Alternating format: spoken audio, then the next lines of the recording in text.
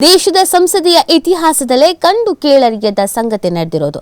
ಸಂಸತ್ನಲ್ಲಿ ಪ್ರಧಾನಿ ಮೇಲೆ ಹಲ್ಲೆಗೆ ಪ್ರತಿಪಕ್ಷದಿಂದ ನಡೆದಿದ್ದ ಯತ್ನ ಅನ್ನುವಂಥ ಪ್ರಶ್ನೆ. ಬಿಕಾಸ್ ಈ ತರದೊಂದು ಗಂಭೀರವಾದಂಥ ಆರೋಪ ಇದೀಗ ಕೇಳಿ ಬರ್ತಾ ಇದೆ. ಸಹಜವಾಗಿ ಇದು ಸಂಚಲನಕ್ಕೆ ಕಾರಣವಾಗ್ತಾ ಇದೆ. ಹಲ್ಲೆ ನಡೆಸುವುದಕ್ಕೆ ಕಾಂಗ್ರೆಸ್ನ ಸದಸ್ಯರು ಯೋಜಿಸಿದ್ರು ಅಂತ ಎನ್ಐಎ ಸುದ್ದಿ ಸಂಸ್ಥೆ ವರದಿ ಮಾಡಿರೋದು. ಬೇರೆ ಯಾರೋ ಅಲ್ಲ, ಕಾಂಗ್ರೆಸ್ ಸದಸ್ಯರೇ ಹಲ್ಲೆ ಮಾಡಬೇಕು ಅಂತ ಪ್ಲಾನ್ ಮಾಡ್ಕೊಂಡಿದ್ರು ಅಂತ ಎಎನ್ಐ ಸುದ್ದಿ ಸಂಸ್ಥೆ ವರದಿಯನ್ನ ಮಾಡಿದೆ. ಯಾರಿಗೂ ಕಾಣದಂತೆ ಮಾಡೋದಕ್ಕೆ ಮಹಿಳಾ ಸದಸ್ಯರುಗಳ ಮಂಡಲ ರಚನೆ ಮಾಡಲಾಗಿತ್ತಂತೆ. ಯಾರಿಗೂ ಗೊತ್ತಾಗ್ತಿದ್ದಂಗೆ ಮಾಡಬೇಕು ಅಂತ ರಚನೆ ಮಾಡಿಕೊಳ್ಳಲಾಗಿತ್ತಂತೆ. ಪ್ರಧಾನಿ ನರೇಂದ್ರ ಮೋದಿ ಅವರ ಮೇಲೆ ಬುಧವಾರ ಲೋಕಸಭೆ ಒಳಗೆ ದೈಹಿಕವಾಗಿ ಹಲ್ಲೆ ನಡೆಸೋದಕ್ಕೆ ಕಾಂಗ್ರೆಸ್ ಸದಸ್ಯರು ಯೋಚಿಸಿದ್ರು. ಜೊತೆಗೆ ಈ ಕೃತ್ಯ ಮುಚ್ಚಿಡುವ ಸಲುವಾಗಿಯೇ ಮಹಿಳಾ ಸಂಸದರನ್ನ ಮೋದಿ ಕೂರುವ ಸ್ಥಳದ ಸುತ್ತಲೂ ಸುತ್ತುವರೆದು ನಿಲ್ಲಿಸುವ ಯೋಜನೆ ರೂಪಿಸಲಾಗಿತ್ತು ಅಂತ ಗಂಭೀರ ಆರೋಪವೊಂದು ಕೇಳಿಬಂದಿದೆ. ಮೂಲಗಳನ್ನ ಉಲ್ಲೇಖಿಸಿ ಎಎನ್ಐ ಸುದ್ದಿ ಸಂಸ್ಥೆ ಇಂಥದ್ದೊಂದು ವರದಿಯನ್ನು ಪ್ರಕಟಿಸಿದೆ. ರಾಷ್ಟ್ರಪತಿಗಳ ಭಾಷಣದ ಮೇಲಿನ ವಂದನಾ ನಿರ್ಣಯದ ಮೇಲೆ ಬುಧವಾರ ಸಂಜೆ 5 ಗಂಟೆಗೆ ಪ್ರಧಾನಿ ನರೇಂದ್ರ ಮೋದಿ ಅವರು ಲೋಕಸಭೆಯಲ್ಲಿ ಮಾತನಾಡಬೇಕಾಗಿತ್ತು. ಆದರೆ ಇದಕ್ಕೂ ಮುನ್ನ ವಿಪಕ್ಷದ ಮಹಿಳಾ ಸದಸ್ಯರು ಪ್ರಧಾನಿ ಕೂರುವ ಸ್ಥಳದತ್ತ ಧಾವಿಸಿ ಇಡೀ ಪ್ರದೇಶವನ್ನು ಸುತ್ತುವರೆದು ಬಿಜೆಪಿಯ ಪುರುಷರ ಸದಸ್ಯರ ಜೊತೆ ವಾಕ್ ಸಮರಕ್ಕೆ ಇಳಿದಿದ್ರು. ಅಂದ್ರೆ ಇವರೆಲ್ಲ ಪಕ್ಕಾ ಪ್ಲಾನ್ ಮಾಡಿಕೊಂಡು ಬಂದಿದ್ರು ಅನ್ನೋದನ್ನ ಹೇಳ್ತಾ ಇದ್ದಾರೆ. ಸೊ ಆ ಕಾರಣಕ್ಕಾಗಿ ಎಲ್ಲವೂ ಪ್ಲಾನ್ ಮಾಡಿಕೊಂಡೇ ಬರಲಾಗಿತ್ತು ಅನ್ನೋದನ್ನ ಹೇಳ್ತಾ ಇದ್ದಾರೆ. ಇದರ ಜೊತೆಗೆ ಅನಿರೀಕ್ಷಿತ ಕೃತ್ಯಕ್ಕೆ ಸಂಚು ನಡೆದಿತ್ತು ಅಂತ ಸ್ಪೀಕರ್ ಬಾಂಬ್ ಹಾಕ್ತಾ ಇರೋದು. ಈ ಬಗ್ಗೆ ನನ್ನ ಬಳಿ ಖಚಿತವಾದ ಮಾಹಿತಿ ಇದೆ. ಸದನಕ್ಕೆ ಬರದಂತೆ ಮೋದಿಗೆ ನಾನೇ ಹೇಳಿದೆ. ಆ ಘಟನೆ ನಡೆದಿದ್ರೆ ಅನಾಹುತ ಆಗ್ಬಿಡ್ತಿತ್ತು ಅಂತ ಹೇಳ್ತಾ ಇದ್ದಾರೆ. ಕಾಂಗ್ರೆಸ್ನ ಕೆಲ ಸದಸ್ಯರು ಬುಧವಾರ ಪ್ರಧಾನಿ ನರೇಂದ್ರ ಮೋದಿ ಅವರು ಲೋಕಸಭೆ ಒಳಗೆ ಕೂರುವ ಸ್ಥಳವನ್ನ ಸುತ್ತುವರೆದು ಅನಿರೀಕ್ಷಿತ ಕೃತ್ಯಕ್ಕೆ ಸಜ್ಜಾಗಿದ್ದ ಕುರಿತು ಖಚಿತ ಮಾಹಿತಿ ಸಿಕ್ಕಿದೆ ಅಂತ ಲೋಕಸಭೆಯ ಸ್ಪೀಕರ್ ಓಂ ಬಿರ್ಲಾ ಸ್ಫೋಟಕ ಸ್ಟೇಟ್ಮೆಂಟ್ ಅನ್ನ ಕೊಟ್ಟಿದ್ದಾರೆ.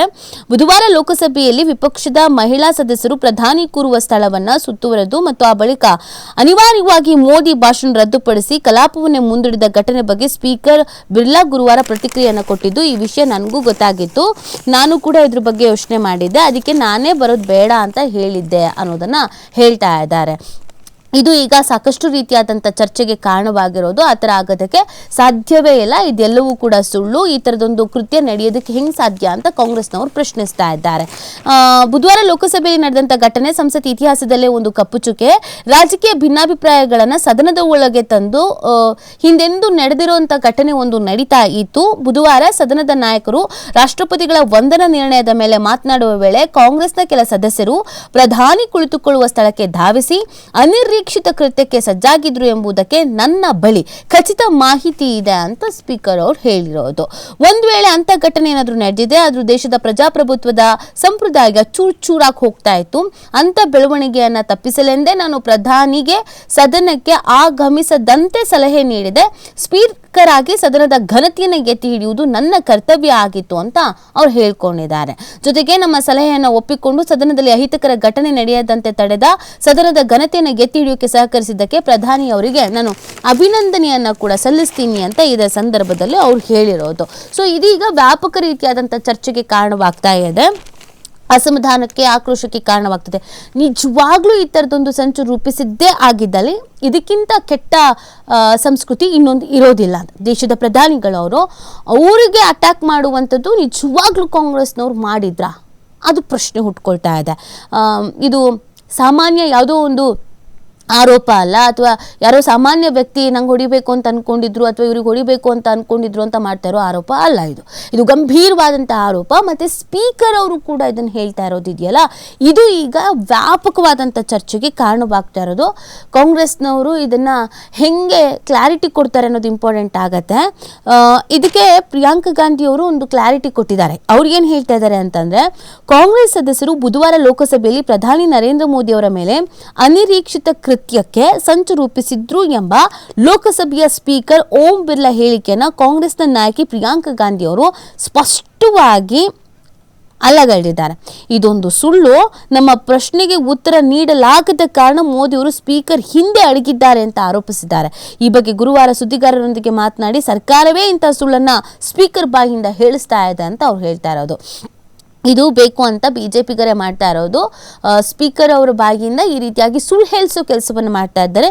ಈ ಥರದ್ದು ನಿಜವಾಗ್ಲೂ ಆಗೇ ಇಲ್ಲ. ಇದೊಂದು ಶುದ್ಧ ಸುಳ್ಳು. ಅದರ ಜೊತೆಗೆ ನಾವು ಕೇಳುವಂಥ ಪ್ರಶ್ನೆಗಳಿಗೆ ಉತ್ತರ ಕೊಡೋಕ್ಕಾಗ್ದೇ ಈ ಥರ ಮಾಡಲಾಗಿದೆ ಅನ್ನೋದನ್ನು ಅವ್ರು ಹೇಳ್ತಾ ಇದ್ದಾರೆ. ಕಾಂಗ್ರೆಸ್ನವರು ಇದನ್ನು ಬಿಲ್ಕುಲ್ ಒಪ್ಕೊಳ್ತಾ ಇಲ್ಲ. ಯಾಕಂದರೆ ಇದು ನೋಡಿ, ಇದು ಸುಮ್ಮನೆ ಯಾವುದೋ ಒಂದು ಆರೋಪ ಅಲ್ಲ, ಇದು ಗಂಭೀರವಾದಂಥ ಆರೋಪ. ನಿಜವಾಗ್ಲೂ ದೇಶದ ಪ್ರತಿಯೊಬ್ಬ ಪ್ರಜೆಗಳು ಕೂಡ ಹುಬ್ಬೇರಿಸುವಂಥ ಆರೋಪ ಇದು. ಹೌದಾ, ಪ್ರಧಾನಿ ಮೋದಿ ಅವರನ್ನು ಅಟ್ಯಾಕ್ ಮಾಡಬೇಕು ಅಂತ ಕಾಂಗ್ರೆಸ್ನವ್ರು ಅಂದ್ಕೊಂಡಿದ್ರಾ?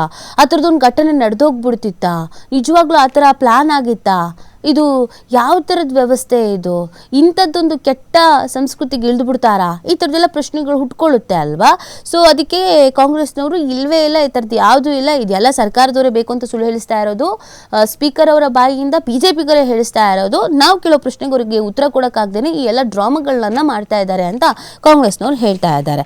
ಇನ್ನು ಇದೆಲ್ಲದರ ನಡುವೆ ಕಾಂಗ್ರೆಸ್ನ ವಿರುದ್ಧ ರಾಜ್ಯಸಭೆಯಲ್ಲಿ ಮೋದಿ ಅಬ್ಬರ ಇತ್ತಲ್ಲ, ಈ ಕಾರಣಕ್ಕೆ ಈ ಥರದ್ದೆಲ್ಲ ಪ್ಲಾನ್ ಮಾಡ್ಕೊಂಡಿದ್ರು ಅಂತ ಹೇಳ್ತಾ ಇದ್ದಾರೆ. ನನ್ನ ಸಮಾಧಿ ತೋಡಲಾಗೋದು ಅಂತ ಅಂದರೆ ಮೊಹಬ್ಬತ್ ಕಿ ದುಕಾನ್ ಬಗ್ಗೆ ಮಾತನಾಡುವವರು ಮೋದಿಯ ಸಮಾಧಿ ತೋಡ್ತೇವೆ ಎಂಬ ಘೋಷಣೆ ಕೂಗ್ತಾ ಇದ್ದಾರೆ.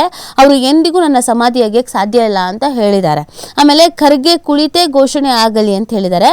ಸಭಾಪತಿಗಳೇ, ಖರ್ಗೆ ಅವರ ವಯಸ್ಸನ್ನು ಪರಿಗಣಿಸಿ ಅವರು ಆರಾಮಾಗಿ ಕುಳಿತು ಘೋಷಣೆಗಳನ್ನು ಕೂಗೋದಕ್ಕೆ ಅನುಮತಿಸಬೇಕು ಅಂತ ನಾನು ನಿಮ್ಮನ್ನು ಒತ್ತಾಯಿಸ್ತೇನೆ. ಅವರ ಹಿಂದೆ ಯುವಕರಿದ್ದಾರೆ ಅಂತ ಹೇಳಿದ್ದಾರೆ.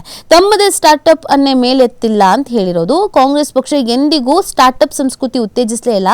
ತಮ್ಮದೇ ಮನೆಯ ಸ್ಟಾರ್ಟ್ಅಪ್ ಅನ್ನೇ ಅಂದರೆ ರಾಹುಲ್ ಗಾಂಧಿ ಅವರನ್ನ ಮೇಲೆತ್ತಕ್ಕೆ ಆಗದಂತ ದುಸ್ಥಿತಿಯಲ್ಲಿದ್ದಾರೆ ಅಂತ ಹೇಳಿದ್ದಾರೆ. ಸಿಕ್ಕಾಪಟ್ಟೆ ಕಾಂಗ್ರೆಸ್ನ ಕಾಲೆಳೆಯೋ ಕೆಲಸ ಕೂಡ ಆಗಿತ್ತು.